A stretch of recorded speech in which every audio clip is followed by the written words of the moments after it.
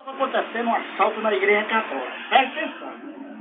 O padre, celebrando a missa, muito contente e satisfeito, ficou logo apavorado quando viu os ladrões passando com um saco nas costas, trazendo todo o dinheiro da tesouraria lá da igreja. E o padre ali, olhando e os ladrões passando e ele celebrando a missa. Meus queridos irmãos, né, em nome do Padre, do Filho e do Espírito Santo, e os bandidos passando, e o padre olhando. O bandido olha para o padre e diz assim: ó,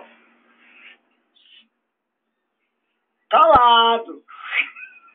Aí o padre disse: olha, meus queridos fiéis, eu vou encerrar a missa, eu vvou despedir vocês, vão embora em nome do Padre, de Filho, do Espírito Santo, a fechar as igrejas, vocês voltam lá para quinta-feira, nós celebrando a missa. Aí fechou a igreja bem ligeiro, aí foi lá e disse: e aí, rapaz, como é que vai ser a nossa divisão aqui? É Deus, mas negócio de divisão aqui, amanhã você se lasca.